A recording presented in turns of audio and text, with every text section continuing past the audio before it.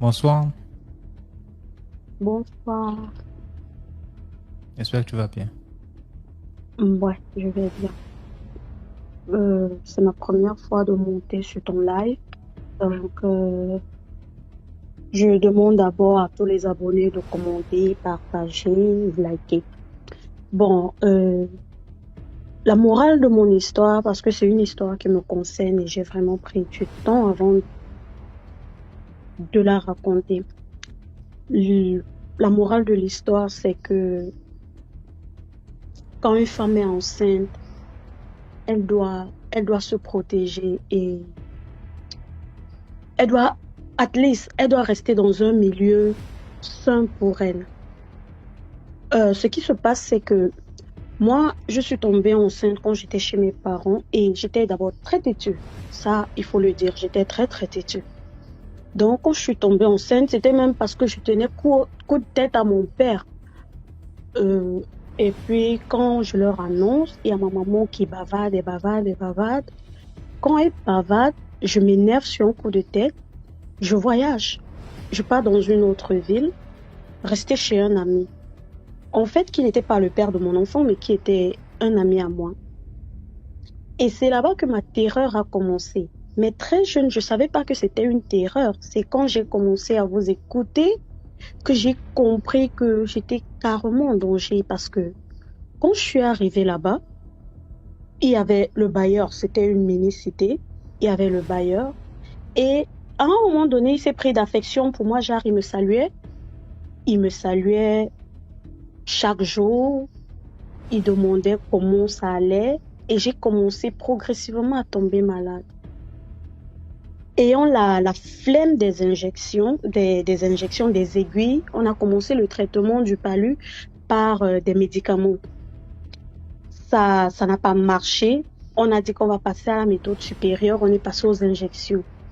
Ça calme, mais ça ne va pas. Et j'ai commencé à avoir des cauchemars donc sur un réflexe parce que maman nous a toujours élevés dans la prière. Elle, j'ai eu le réflexe chaque jour d'écouter une musique religieuse parce que je n'avais même plus de force. Tout ce qui rentrait dans ma bouche ressortait.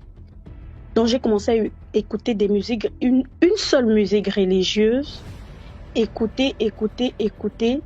Et un jour, la voisine me dit, puisque c'était aussi des toilettes communes, le trou.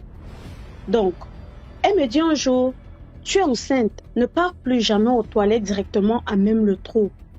Fais-le quelque part et pas verser. C'est pas bon quand tu es enceinte. J'ai dit OK et j'ai commencé à le faire. Et même dans ma maladie, le bailleur a commencé à rentrer dans la maison en fait pour venir demander comment j'allais, comment je me portais. Pour moi, je me disais oh, grand geste de gentillesse. Ouais, ça va aller. Et puis un jour, j'ai appelé ma mère. J'ai dit à ma mère, je suis gravement malade. Elle m'a dit rentre. J'ai dit je peux pas marcher. Elle me dit, OK, j'envoie ta sœur te chercher. Et c'est comme ça que ma sœur vient me chercher. Je rentre chez nous. Mais c'est-à-dire que avant même d'arriver à la maison, je me sentais bien. Et je me suis demandé, il y a quelques heures de cela, je n'arrivais même pas à marcher. Et là maintenant, avant même d'arriver chez nous, je pars à l'hôpital, je pars faire des check-ups, rien. Et quand j'ai commencé à vous écouter, c'est là où j'ai compris que ce bailleur était compliqué et il essayait de m'atteindre. Parce que ces toilettes-là aussi, il y avait tellement de cafards et j'ai compris que c'est une intuition ou alors je sais pas quoi qui m'avait demandé d'appeler ma mère ce jour pour demander à rentrer.